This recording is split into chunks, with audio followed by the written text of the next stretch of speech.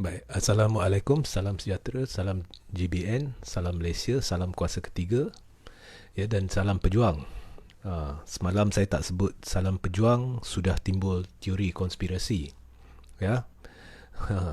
Sebenarnya saya tak sebut salam pejuang kebelakangan ini sebab pejuang ni sebahagian daripada blok kuasa ketiga. Jadi saya tak ingin ulang salam kuasa ketiga, salam pejuang. Tak sebut 2-3 kali sudah ada teori macam-macam, teori konspirasi, ya. Baik. Hari ini saya akan sentuh 3 perkara yang bersangkut paut antara satu sama lain. Yang pertamanya saya akan sentuh kenyataan Zahid Hamidi, Presiden UMNO, berhubung membeli belah. Okey, kita tahulah agak-agak, ya, membeli belah ahli parlimen kot. Okey. Yang kedua, saya akan sentuh juga berkenaan dengan Zahid Hamidi dan MKT UMNO. Ini adalah lanjutan daripada live saya semalam. Dan yang ketiga, saya akan sentuh berkenaan dengan kenyataan Tan Sri Anwar Musa berhubung dengan UMNO. Baik, saya mulakan. Now, kita tahu bahawa ataupun ramai mengesyaki berlaku pembelian ahli-ahli parlimen.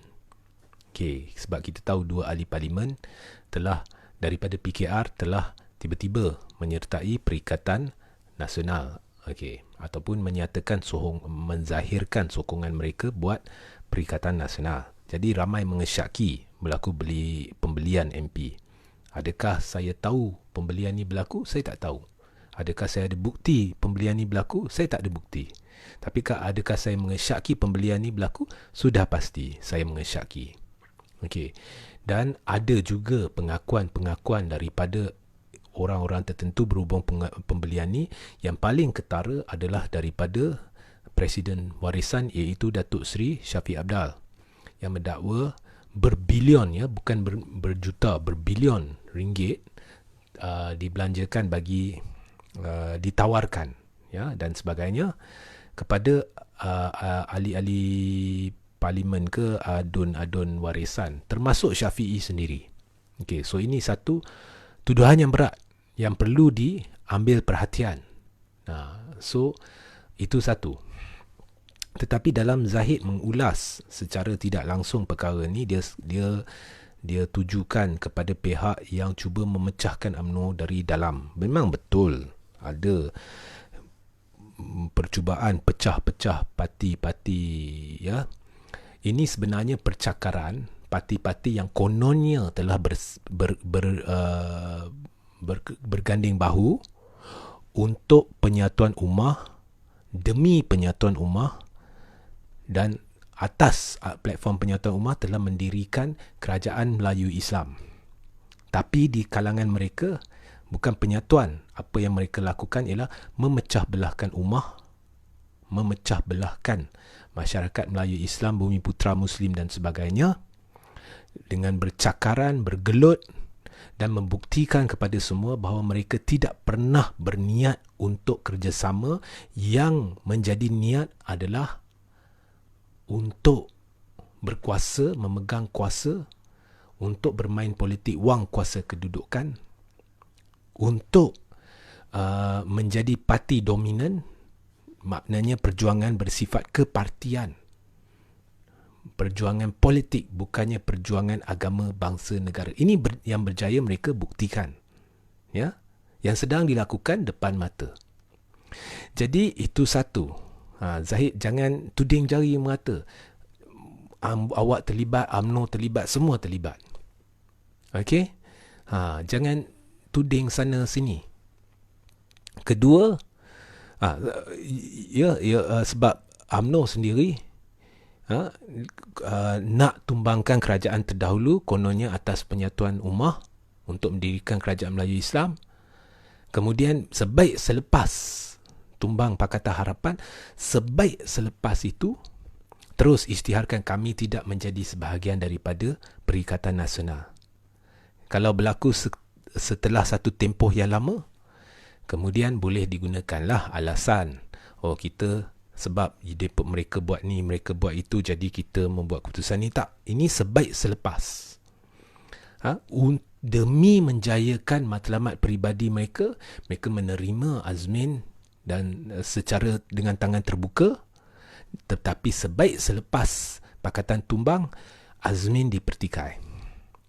Jadi ini semua kerja orang-orang menipu. Okey? Kerja orang-orang menipu. Yang ditipu orang yang memperjuangkan kebenaran seperti saya, Umar dan sebagainya. Itu satu. Jadi Zahid tak payah nak tuding jari kat mana-mana.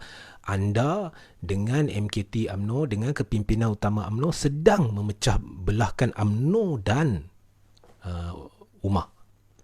Kedua, Zahid perlu sedar bahawa diri dia bersama Najib kluster mahkamah atau tim A yang kini hanya mendapat sokongan 7 ahli parlimen dan tak sampai 15% pemimpin bahagian dan cawangan dan sebagainya.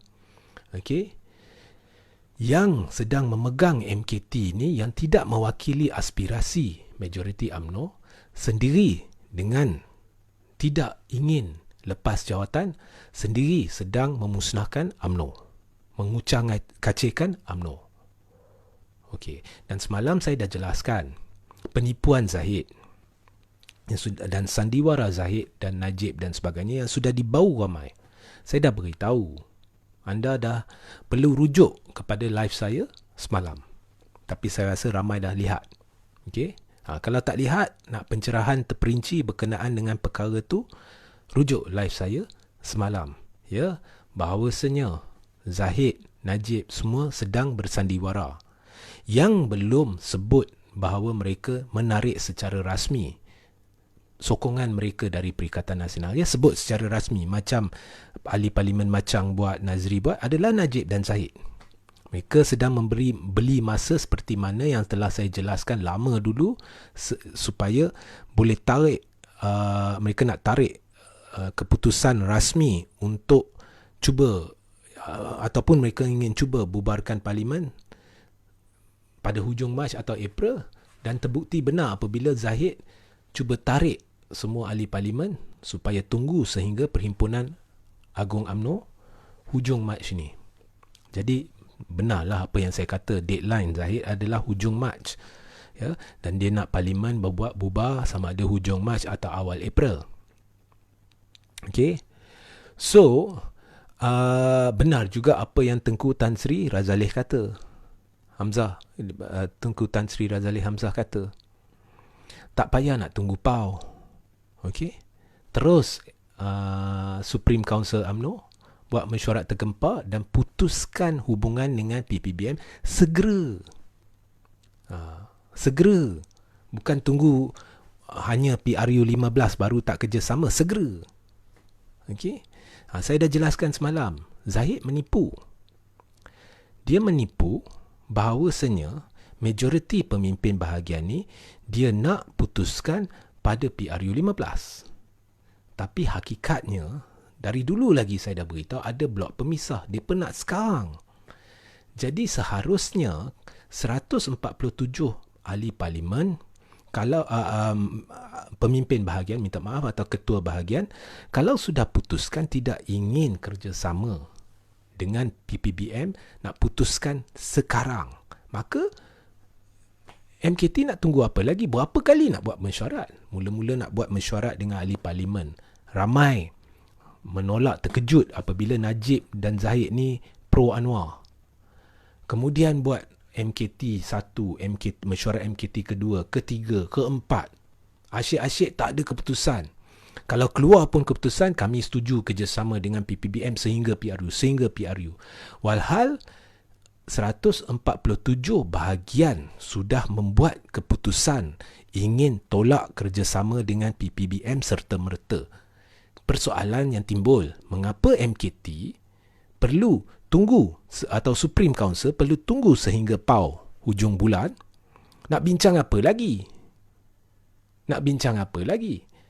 Sebabnya jelas, saya dah beritahu, MKT tidak mewakili aspirasi UMNO. Dia dikawal oleh kluster mahkamah atau tim A. Dan MKT selama ni bersandiwara, berpura-pura setuju dengan majoriti dalam UMNO, untuk beli masa supaya majoriti bahagian ahli parlimen dalam UMNO ni tidak akan ambil langkah drastik tarik sokongan daripada Muhyiddin dan atau mengadakan EGM atau mesyuarat agung tergempar untuk singkirkan Zahid. Jadi dengan berpura-pura dengan sandiwara ni, Zahid dan Najib dan sebagainya boleh beli masa sementara percaturan dibuat. Dan mereka juga berharap agar dalam Muhyiddin tertekan ni, dalam pada Muhyiddin takut mungkin UMNO akan kerjasama dengan Tun untuk sama ada cuba bubarkan parlimen ke, cuba jatuhkan kerajaan dan sebagainya. Dia akan masuk satu perjanjian peralihan kuasa dan di dalam perjanjian tu bersetuju agar UMNO diberi lebih kerusi dalam PRU15 supaya benda ni boleh digunakan oleh Zahid Najib ni untuk meyakinkan majoriti pemimpin bahagian. Tengok, UMNO akan dapat lebih. Jadi mereka nak satukan kembali semua pemimpin bahagian dan cawangan dan akar umbi agar mereka boleh masuk pilihan raya ke-15 dengan kerjasama dengan PPBM. Dan kemudian selepas pilihan raya, there is nothing stopping them kalau mereka tiba-tiba nak mengkhianati PPBM dan cuba bentuk gabungan dengan Pakatan Harapan. There is nothing stopping them. Tak ada apa-apa yang menghalang mereka berbuat demikian. Apa-apa asalkan Anwar jadi Perdana Menteri, apa-apa asalkan Tun tidak kembali. Jadi terdesak, mereka terpaksa berbuat demikian. Cuba. Walaupun rancangan ni amat sukar berjaya, tapi cuba. Jadi yang menghancurkan UMNO ni, Zahid kena tahu, adalah Zahid sendiri, tim A, UMNO sendiri, bukannya orang lain. Orang lain memang cuba, tapi jangan salahkan orang lain sebab anda sendiri terlibat dalam usaha memusnahkan UMNO. Jangan cuba alih perhatian apabila benda-benda ni terbongkar. Dan satu lagi pembongkaran yang dibuat semalam, bahawasanya pada 26 Februari MKT UMNO telah mengutuskan surat kepada Muhyiddin. Benda ni dilaporkan oleh Malaysia Kini, oleh 2-3 portal berita. Dan dalam surat tu MKT telah menyatakan bahawa MKT UMNO telah putuskan, tak payah dolak-dalik lagi, dah putuskan bahawa UMNO akan tarik sokongan dari PPBM. Tapi saudara-saudari kena kaji betul-betul. Sebenarnya yang, kalau betul lah laporan yang diberi oleh Malaysia Kini dan portal-portal ni, kaji betul-betul, MKT menyatakan di situ UMNO tarik sokongan menjelang PRU15. Jadi lagi sekali Zahid sebenarnya memperlekeh majoriti dalam UMNO, memperlekeh akar umbi, memperlekeh majoriti ketua bahagian. Sebabnya itu bukan keputusan majoriti UMNO. Keputusan majoriti UMNO adalah tarik sekarang. Jadi ini sekaligus membuktikan bahawa apa yang saya katakan benar, iaitu Zahid bukan hanya sedang bersandiwara, dia sebenarnya tidak ingin kerajaan ini tumbang serta-merta kerana takut Tun akan kembali. Jadi dia akan cuba sedaya upaya lakukan sesuatu agar rancangan mereka boleh berjaya, agar Muhyiddin akan masuk satu perjanjian peralihan kuasa. Jadi Zahid atau MKT atau kluster mahkamah ni telah menipu majoriti dalam UMNO, majoriti pemimpin, dengan mengutus surat dan memberi keputusan MKT kononnya tak mau bekerjasama menjelang PRU15, seolah-olah itulah keputusan majoriti. Maaf Zahid, itu bukan keputusan majoriti.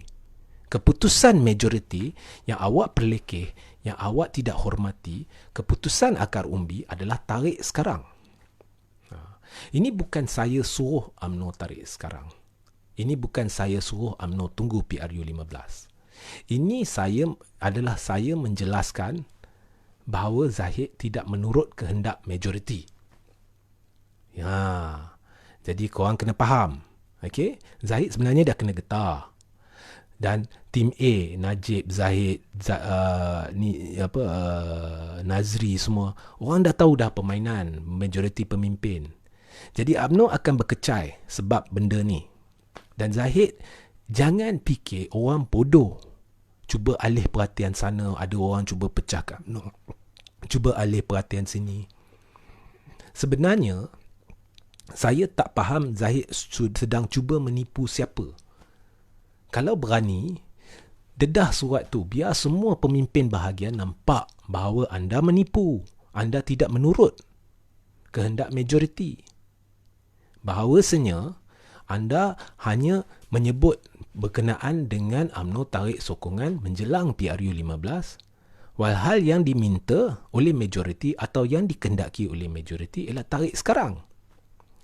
Kemudian, apabila desakan berlaku agar surat itu ditunjukkan, tiba-tiba ada defense mechanism, ada pihak-pihak laskar-laskar cyber beri penjelasan. Oh, ini sebenarnya isu UMNO, tak payah dedah kat umum.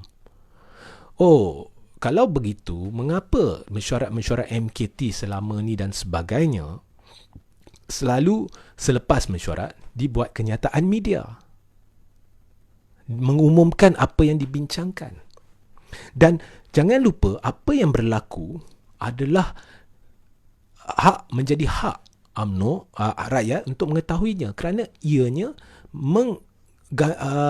memberi pengaruh kepada rakyat sebab melibatkan parti-parti kerajaan yang sedang bergelut bercakaran. Apabila rakyat disuruh duduk rumah dan duduk diam, jadi perlu beritahu. Lepas tu Anwar Musa pula. Anwar Musa beritahu UMNO akan rugi kalau tidak kerjasama dengan Perikatan Nasional. Situ pula saya nak beritahu kepada Anwar Musa. Perikatan Nasional, pokok dia, tunjang dia adalah PPBM yang tidak ada akar umbi, yang hampir semua pemimpin bahagian cawangan dah lari. Okey, yang akan bergantung hampir sepenuhnya kepada jentera UMNO seandainya kerjasama UMNO PPBM berlaku. Jadi, cuba Anwar Musa jelaskan di mana logiknya kalau UMNO tak kerjasama dengan PPBM, UMNO yang akan rugi. Cuba jelaskan. Yang saya tahu, pertama sekali, dalam PRU 15, andai kata muncul blok kuasa ketiga, BN akan mengalami satu perosotan prestasi berbanding PRU 14 yang akan memalukan kedua-dua parti itu. Tetapi kalau anda bandingkan PN dengan BN akan hancur terus. Dan kalau tidak berlaku kerjasama, hangus PPBM. Jadi logik Anwar Musa ni saya tak tahulah dia petik dari mana. Okey. Now, benda ni saya akan cuba rumuskan dalam satu artikel. Saya ulang. Dalam live ini, saya bukannya suruh UMNO tarik sekarang ke esok ke. That's not the point. Apa yang saya secara peribadi rasakan. That's not the point. The point ni, apa yang saya nak highlight kepada anda semua adalah Zahid menipu. Dan ramai atau hampir semua pemimpin bahagian cawangan ni semua dah tahu sandiwara ni, dan ini bakal memecahkan UMNO tak lama lagi. Jadi hanya satu saja penyelesaian sekarang. Zahid kena berundur. Kluster mahkamah kena duduk tepi. Akhir sekali, sebelum saya akhiri live ini, saya nak sentuh sedikit berkenaan dengan isu darurat ni yang sedang dimain-mainkan semula. Baik. Untuk makluman, Parlimen tidak, Taqiyuddin mengeluarkan satu kenyataan bahawa Parlimen tidak harus bersidang. Dan benda ni ditangguhkan sebab ada ramai yang berumur dalam Parlimen yang merupakan kumpulan risiko tinggi. Ini alasan yang diberikan. Saya setuju dengan kenyataan rasmi pejuang. Saya setuju.